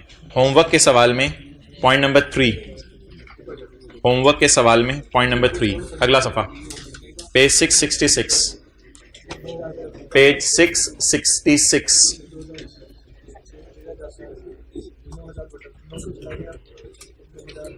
ये आपको ना रजिस्टर पे करना पड़ेगा क्योंकि इसमें मैंने एक दो चीजें समझानी है।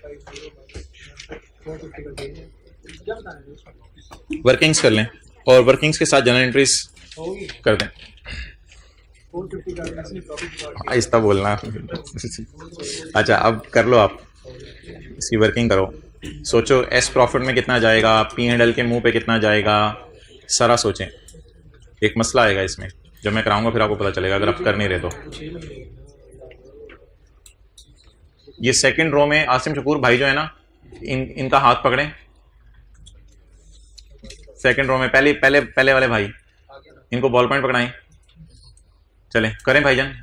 डिस्पोजल का टी अकाउंट बनाएं, ग्रॉस गेन निकालें, डेप्रिसिएशन माइनस करें, नेट गेन निकालें, बैलेंस शीट के एतबार से और P&L के एतबार से एंट्रीज करें। ये आपके साथ मसला है, सवाल के साथ मसला नहीं है। जादू वो जो सच चढ़ के बोला है।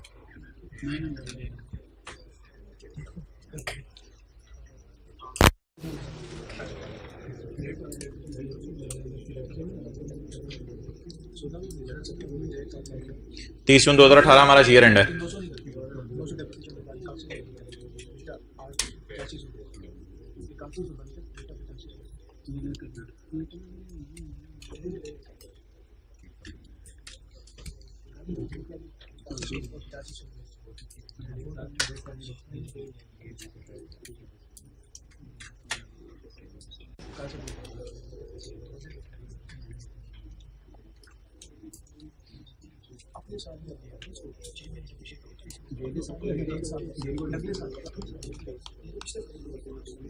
भाईजान जी ना P&L के एंगल से सोच लें, बैलेंस शीट के एंगल से कोई मसला नहीं है। बैलेंस शीट के एंगल से ये घिसी पिटी एडजस्टमेंट है। P&L के एंगल से सोच लें, थोड़ा सा टफ टाइम देगी आपको। फॉर द ईयर टाइप चीजें सोचनी है।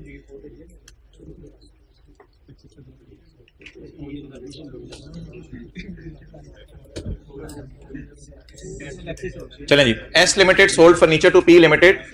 साल खत्म होना दूर की बात, बैलेंस शीट डेट से 1.5 साल पहले, 1.5 साल पहले eight a price of 8550। S limited purchased furniture on 1 January 16 at a cost of, ये तो कल वाला कॉन्सेप्ट है ना। S limited purchased furniture, S ने खुद कितने का एस तो देखें, एस तो बेच रहा है तो एस ने खुद अपने लिए फिर खरीद के रखा होगा ना पहले का। तो ये बात तो सिर्फ इसलिए है कि बीवी मिसिंग है, तो बीवी निकालने के लिए ये बात है। ये बात तो कल आपसे कर ली थी। तो S limited purchase furniture on यकम जनवरी 16 एट अ कॉस्ट ऑफ 9000, और खुद कितने साल डेप्रिशिएट करने का इसने सोचा था? 10 साल। खुद इसने 10 साल डेप्रिशिएट करने का सोचा था, लेकिन डेप्रिशिएट हो कितनी चुकी होगी? बैठो ना। यकम जनवरी 17 और यकम जनवरी 16, एक साल डेप्रिशिएट किसकी अपनी बुक्स में हो चुका है? तो जरा बीवी निकाल लेते हैं।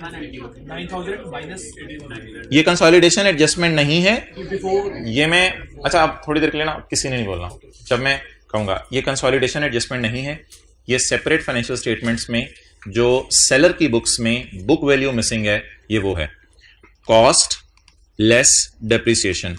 ये डेप्रिसिएशन है जब से सब्सिडरी ने अपने लिए खरीदा हुआ है तब से लेके जब पी को बेचा उस वक्त तक की, ये इसकी अपनी बुक्स में डेप्रिसिएशन है। तो 9000 को इसने 10 सालों पे डिवाइड किया होगा, तो एक साल से ही मैं मल्टीप्लाई कर दूंगा क्योंकि खुद इसे खरीदे हुए एक साल हुआ है अभी। जवाब आ गया 900।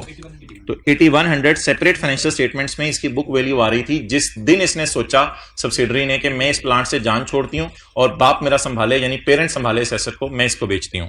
तो बुक वैल्यू 9000 है, लेकिन रिमेनिंग लाइफ ऑफ 9 ईयर्स लेंगे for the purpose of depreciation, क्योंकि टोटल लाइफ जो है वो 10 साल है। बुक वैल्यू 8100, अच्छा, बुक वैल्यू 8100, अच्छा, लेकिन रिमेनिंग लाइफ जब डेप्रिसिएशन निकालेंगे तो कितनी लेंगे? 9। चलें जी, ये तो मैंने कॉस्ट और अकोमोडेशन ऐसी लिख दी थी, ये कंसोलिडेशन की एडजस्टमेंट नहीं थी, सेपरेट फाइनेंशियल स्टेटमेंट में बुक वैल्यू निकालनी थी। गेन बता दें। 450 जी। S2P gross gain 450 less depreciation from the date of sale till balance sheet date. 450 को अगर मैं डिवाइड करूंगा 9 से तो ये एक साल की डेप्रिसिएशन आएगी। मुझे चाहिए यकम जनवरी 17 से 30 जून 18 की, क्योंकि अब मेरे लिए ये डेट इरेलीवेंट है। ये डेट मुझे सिर्फ इसलिए दी हुई थी ताकि मैं उसकी अपनी बुक्स में बीवी निकालूं। ये डेट सब मेरे लिए रिलेवेंट है। तो इनटू 1.5 साल, ये 1.5 साल कौन सा वाला? 2017 के 6 महीने जनवरी से जून, और हमारे साल के पूरे 12 महीने। कितना? 75, 375। और ये किसी बड़ी एडजस्टमेंट मशहूर जमाना SRE डेबिट और PP। ये हमारी डिस्कशन मुकम्मल हो गई। किसके एतबार से? P&L और वर्किंग 5 के एतबार से जरा सोच लें। एक साल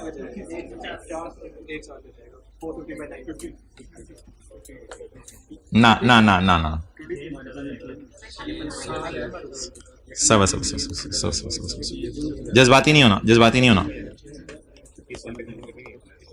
मैं P&L के एंगल से डिस्कशन कर रहा हूं। जब मैंने कहा था दोनों एंट्रीज आपने अलग अलग करनी है, P&L के एंगल से दोनों एंट्रीज अलग अलग करनी है। एसेट कम हो रहा है तो डेप्रिसिएशन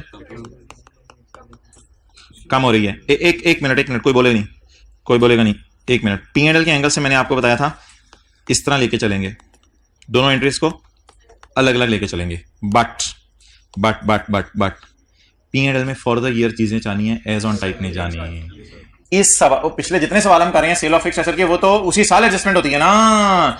तो जिस तरह इंपेयरमेंट लॉस आपने 4 में से 1 उठाया था फॉर द ईयर, अभी जिस तरह डेप्रिसिएशन आपने 4 सालों में से 1 साल की उठाई थी, इस तरह कोई बंदा इस डाटे में से सिर्फ हमारे साल की एडजस्टमेंट उठा सकता है। भाईजान ये एंट्री नहीं होनी। क्यों नहीं होनी? ये यकम जनवरी 17 को अगर इनकम आई थी, यकम जनवरी 17 को जाकर रिवर्स होगी, तो ये तो पिछले साल का गेन उल्टना है। पिछले साल एसेट बिका था, पिछले साल एसेट बिका था, तो सेलर ने पिछले साल अपनी अदर इनकम में डाला होगा, तो इस साल की अदर इनकम में से माइनस करें। तो अकलमंदा ना बात है। तो ये पिछले साल की एडजस्टमेंट है, इसे इग्नोर करेंगे। हालांकि 450 मुझे लिखना चाहिए था अगर इस साल होता, और मेरे ख्याल से 75 से भी एंट्री नहीं होनी, 75 से भी एंट्री नहीं होनी, क्योंकि 450 डिवाइडेड बाय 9, एक साल की डिफरेंस मुझे चाहिए सिर्फ, जो कि यकम जुलाई 17 से 30 जून 18 तक की है। कितनी? तो ये एंट्री 50 से बनेगी। तो ये बड़ी अजीब सी बात थी, ये बात नोट करें। अब पोस्टिंग इसकी मैं आपको बता देता हूं क्योंकि 2 मिनट हैं, लेकिन नोट कर लें। लेकिन अगर ड्यूरिंग द ईयर एक्विजिशन होती तो 450 की भी अलग शुक्र एंट्री होती, 75 की भी एंट्री होती। ये ऊपर वाली डिस्कशन P&L के एंगल से है, ये बैलेंस शीट के एंगल से।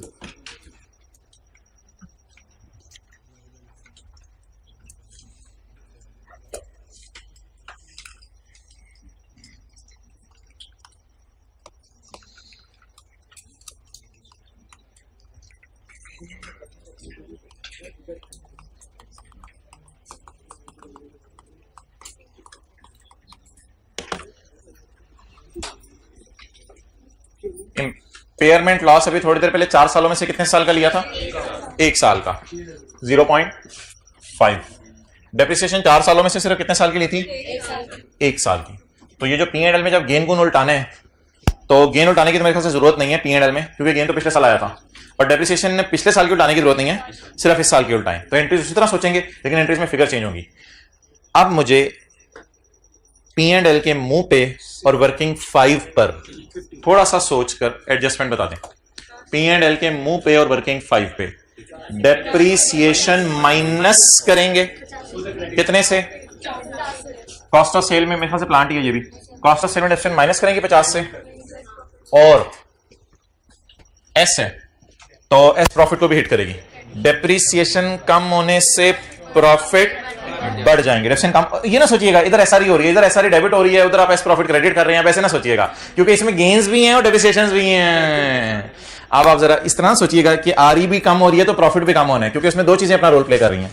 अब आप सिंपल सोचें, डेप्रीसिएशन कम होने से एस का प्रॉफिट बढ़ जाएगा, डेप्रिसिएशन कम होने से प्रॉफिट, तो 50 आपको यहां नजर आएगा, घर में लाइब्रेरी में यहां नजर आएगा आपको 50।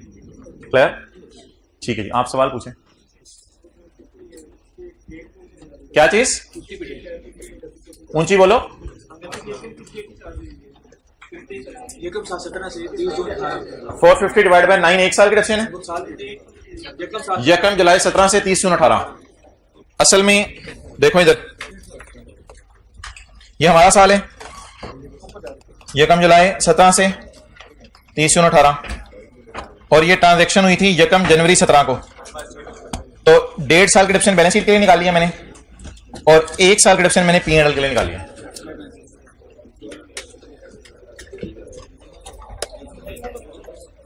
हाँ, अगला सवाल ही होमवर्क है बस। टाइम वही 40 मिनट। ओवर। अल्लाह हाफिज़।